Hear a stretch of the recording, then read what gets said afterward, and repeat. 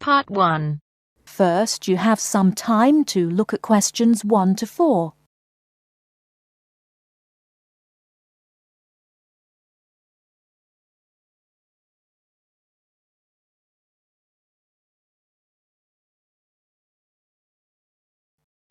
Listen carefully and answer questions 1 to 4. Hello, I am a new student here. Hello, what can I do for you? Can you tell me what the student union does? Well, we're part of the National Union of Students, who represent students' interests across the country. We provide services for all students at this college. What kind of services? There are advisors and welfare staff, entertainments, sports clubs, union societies, meetings, campaigns, and special interest groups. We offer everything from ballroom dancing to karate, jazz, and political debates. Sounds great. How can you help overseas students? As I've said, we have welfare officers who are used to the sort of problems overseas students may have. They know where to get advice on a particular situation, or basically give whatever help is asked for. I am from the Philippines, and I hope I can meet other Filipino students who are here. I play chess and many sports, especially badminton, basketball, and wrestling. Please, can you tell me how to find out about these things? There is a Filipino society at the college. Regular meetings take place and lots of social activities are organized, such as meals, plays, and dances. The society is made up of Filipino students and other students who have an interest in the Philippines. And what about the sports? Does the union offer the ones I'm interested in? Yes, we do. There are basketball and wrestling teams. If you want to play in one of the college teams, you have to go along to training sessions and compete for a place. For badminton, you can either go to the badminton club or book a court to play with friends. Is there also a chess club or team? No, I'm afraid not. It may be best for you to put a notice on our notice board to find other players. Will that cost me anything? No, it's a free service available to all students, but you have to give your notice to a union officer first, so that it's fair for everyone who wants to use the notice board. I only have a room for 1 month at the moment. I need to find a house or a flat to live in near the college. Are you able to help me with any accommodation problems? There are always rooms available in shared flats or houses on our notice board. The college has some of its own accommodation, and you can also apply for these. If you have any problems at all, you should talk to one of the student union's welfare officers, who can give specialist advice on accommodation. Thank you for your help. You're welcome. Now would you mind helping us? We're conducting a survey to learn more about the students who visit our union office, so that we can improve our services. Would you mind if I asked you a few questions? Not at all.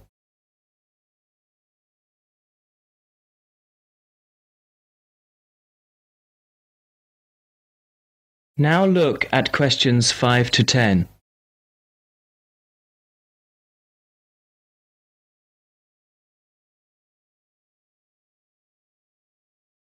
As you listen to the student's conversation with the union officer, fill in the spaces 5 to 10 on the form. First, you have some time to look at the form.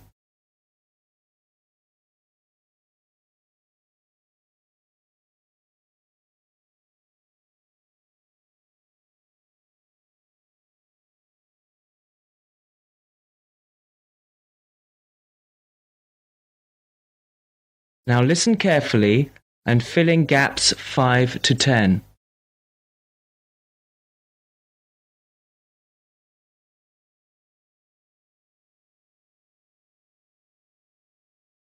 Now would you mind helping us? We're conducting a survey to learn more about the students who visit our union office, so that we can improve our services. Would you mind if I asked you a few questions? Not at all. First of all, what is your name? My name is Cesar Bautisto. How do you spell your last name? Bautista.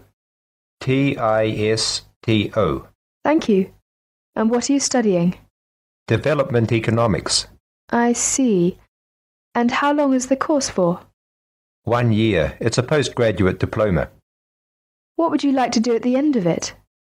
Have you made your mind up yet? Yes, I'd like to be a United Nations project advisor. Oh, would you? That sounds interesting.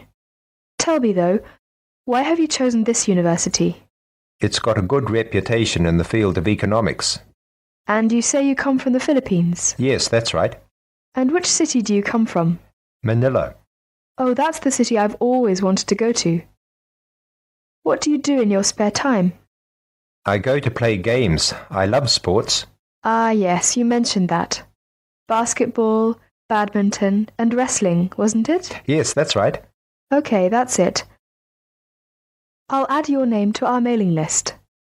We appreciate your help with this survey.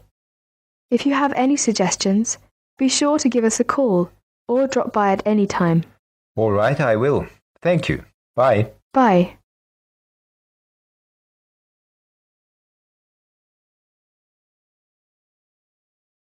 That is the end of part 1. You now have half a minute to check your answers.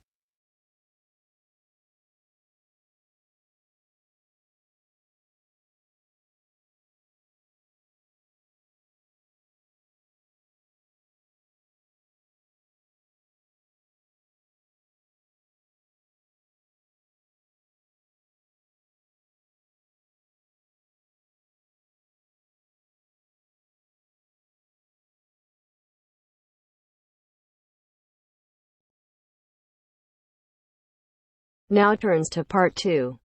Part 2. Everyone knows that we have achieved a huge amount in terms of space exploration. First, you have some time to look at questions 11 to 16.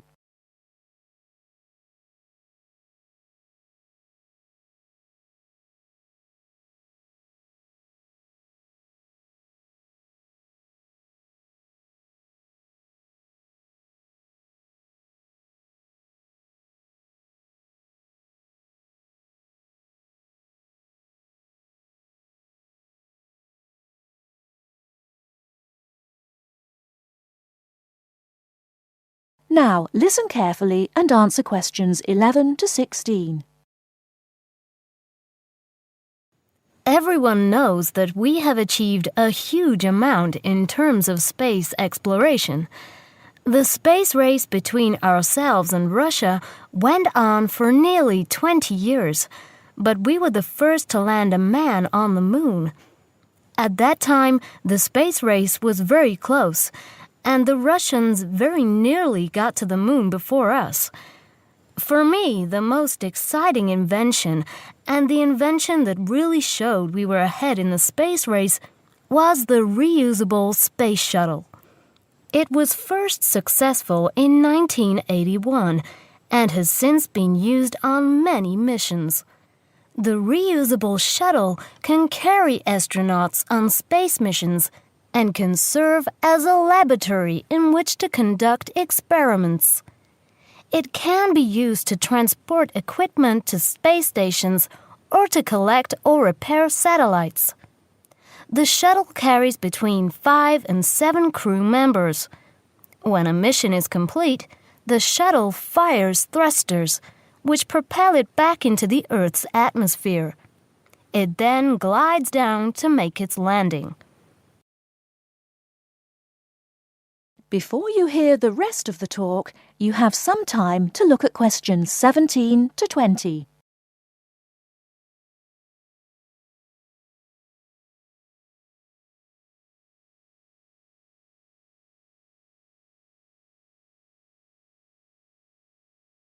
Now listen and answer questions 17 to 20. Although the remains of very early ovens have been found in many parts of the world, it was here that they were first used frequently in people's homes. In ancient Greece and in other parts of Europe and Turkey, people used ovens to bake bread. But it seems there was only one large oven that everyone shared. Here, the remains of villages from 5,000 years ago show that each mud brick house was constructed with an oven, and that baking bread and perhaps cooking meat was very common. The ovens were made of clay and shaped like a beehive. Inside they had shelves, so that a number of loaves could be cooked together, and an opening at the bottom from which ash could be removed. That is the end of part 2. You now have half a minute to check your answers.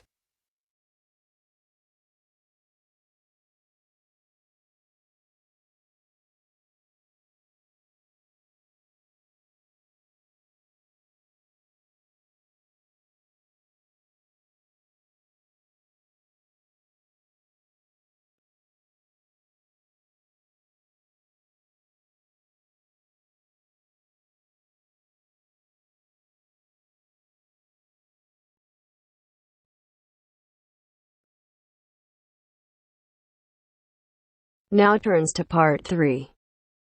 Part 3. You are going to hear a conversation between a student and a tutor. First, you have some time to look at questions 21 to 25.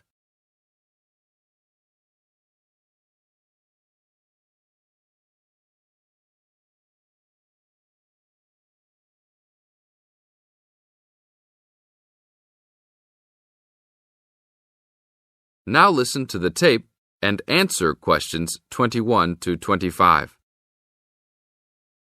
Hi, Brad. I was wondering if you have time to answer some of my questions about my upcoming test. Sure, no problem, Jeff. What is it that you're having problems on? Well, it's for my English final. We have to prepare a 5-minute speech to present in front of the whole class, including the professor. So I'm a little bit worried. Is there any specific topic, or can you do it on whatever you want? It has to have something to do with the origins of English literature. I'm thinking of doing it on Shakespeare, but I bet many other students will have the same idea. That's fine. Don't worry if others are doing the same thing. As long as you do a good job, that's all that counts. A good professor will grade all students fairly. You really think so? I suppose Shakespeare is the most famous author, so it should be fine. Besides, Shakespeare has so many works. You only have to choose a couple of them and talk about those. I guess you're right. Do you have any advice about how to prepare a speech? First, you need to select your topic. Have you done this yet? Yes, I have lots of information on Shakespeare. Good. Next, you should do a research on a specific topic. Do you have a deadline for which to turn in your speech topic? The deadline is next Tuesday. So you should have a detailed outline of what you will say by then. Do not just turn in a piece of paper saying Shakespeare on it. That will not give your professor any idea as to what you will be talking about. Okay. So you think I should write out an outline of my speech? Of course! Writing your speech out in outline form is essential. No one could give a speech from scratch. Even the president must refer to his outline when giving a speech. An outline will give you a good structure to base your speech on. Now look at questions 26 to 30.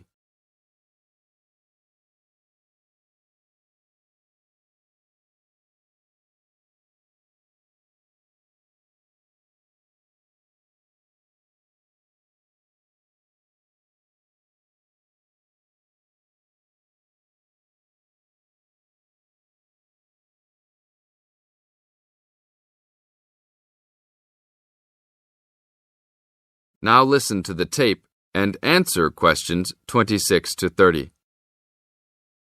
That's true. I was thinking that I would do an outline last, after I figured everything out. But I think your idea is better. What should I do after I have an outline prepared? You should then write the speech out, word for word, what you're going to say. This is so you'll have a firm idea of what you will say. It doesn't mean that the speech you will give will be exactly the same, but at least you have a fairly good idea what the final product will be. At this point, I can read it over for you if you want. Really? That would be great. I would appreciate that so much. No problem. Once you write it out, the next step is to practice giving the speech. At first, you can do it in front of the mirror, so you can see your expressions in your presentation. After that, you should practice giving your speech to some friends. I can listen to it for you too. That's a great idea. I really owe you a big favour then.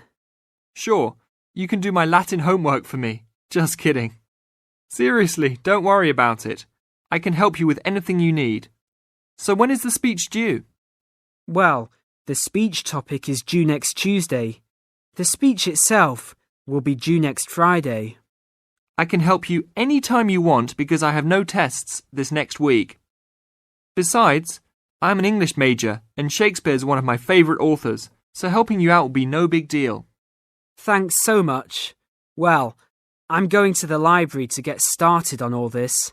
I'll call you tomorrow. See you tomorrow then. That is the end of part 3. You now have half a minute to check your answers.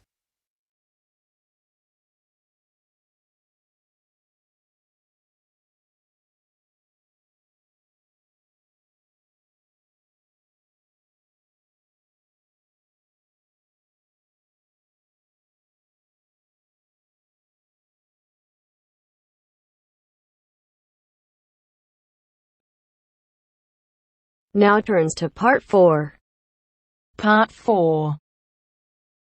You will hear a historian giving a presentation about techniques to identify the origin of handwritten books from the Middle Ages. First, you have some time to look at questions 31 to 40.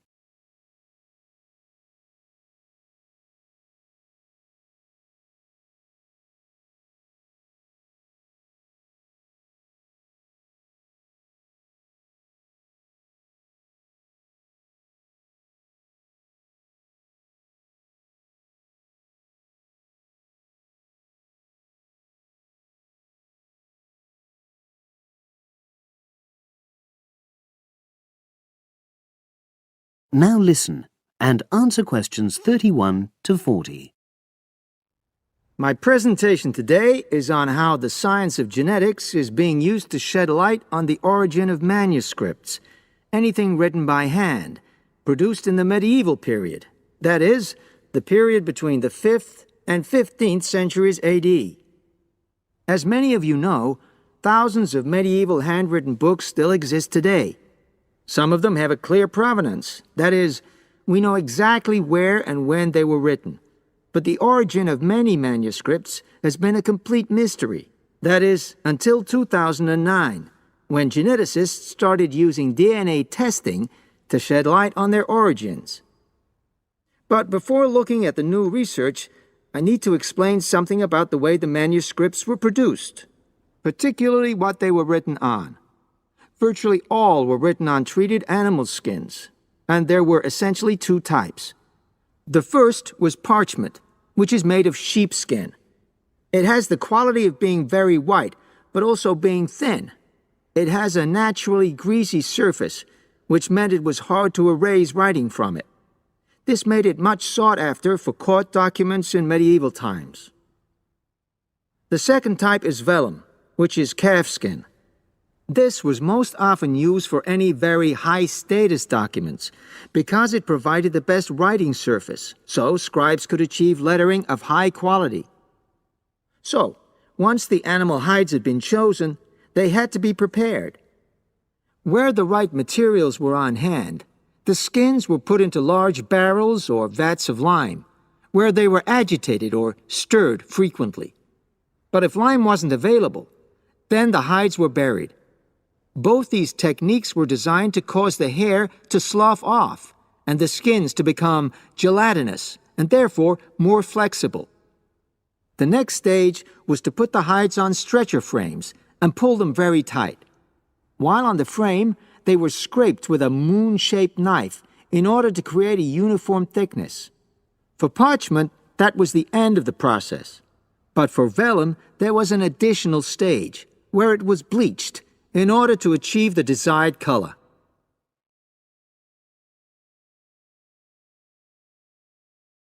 So, what does all this preparation mean for the quest to identify the origins of mystery manuscripts? Well, until recently, the only way historians and other academics were able to guess at origins was either through the analysis of the handwriting style or from the dialect in which the piece was written. But these techniques have proven unreliable for a number of reasons.